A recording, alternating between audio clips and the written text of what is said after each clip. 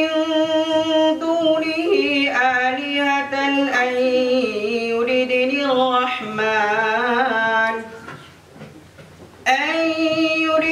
الرحمن بضر لا تغني। আপনারা সব কথা বলেই গেছেন, আমার কাছে খুব ভালো লাগলো। ইসলামী শিক্ষাটা আমার পছন্দ। আমি আমার নিজের ছেলেকেই আমি ইসলামী শিক্ষা শিক্ষিত করে শিখতেছি যাত্রাবাড়ি মাদ্রাসায়। আমার কাছে ইসলাম যে কোনো ইসলামিক সব কিছু আমার কাছে ভালো লাগে।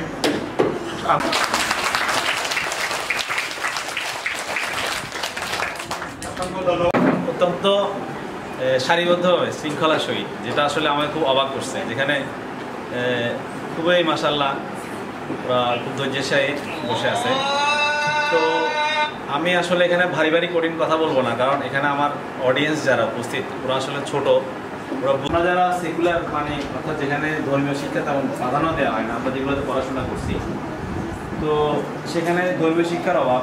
আর এই ধর্মীয় প্রতিষ্ঠানগুলোতে আমি অতভাবে জড়িত না, সেখানে হয়তো যুগোপযোগী শিক্ষার কারিকুলাম আমরা কিছুটা তোমরা যা জানো আসলে আমরা এখনো এই জিনিসগুলো জানতে পারিনি এই জন্যই যে আমাদের শুরুটা এরকম ছিল না, এবং আমাদের শুরুটার এই সুযোগটা আমরা গ্রহণ করতে পারিনি বলেই আমরা অনেক কিছু জানি না।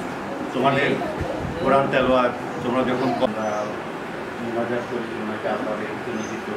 ওনার এই নামকে অনুসরণ সেই সীমাবদ্ধতা থাকা সত্ত্বেও ফাউন্ডেশন যে সমস্ত কাজ করে যাচ্ছে, যাদের কাছে অনেক অঢেল অর্থ আছে, তারাও নাই, লক্ষ টাকা নাই, আমাদের একটি ছোট্ট মন আছে, সেই মন থেকে আমরা আমাদের সামর্থ্য অনুযায়ী আমরা চেষ্টা করি। এই ফাউন্ডেশন কোনো আর্থিক ফান্ড ক্রিয়েট করে না, আমাদের যেটা আছে আমাদের পকেটে যা আছে আমরা সেটা থেকে ক্ষুদ্র চেষ্টা করি।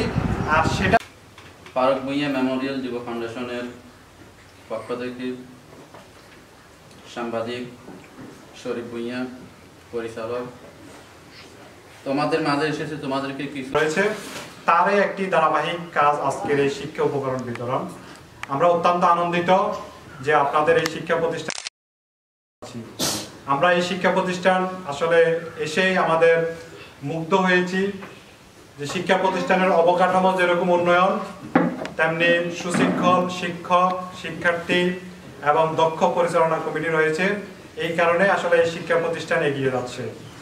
এটি আমাদের অতিথি সহ আসলে আমারও এই প্রথম আসা। আমরা চিন্তা করি নাই আসলে শিক্ষা প্রতিষ্ঠান এত সুন্দর, এত সুশৃঙ্খল হবে, শিক্ষার্থীরা এত ভালো হবে। আমরা সকল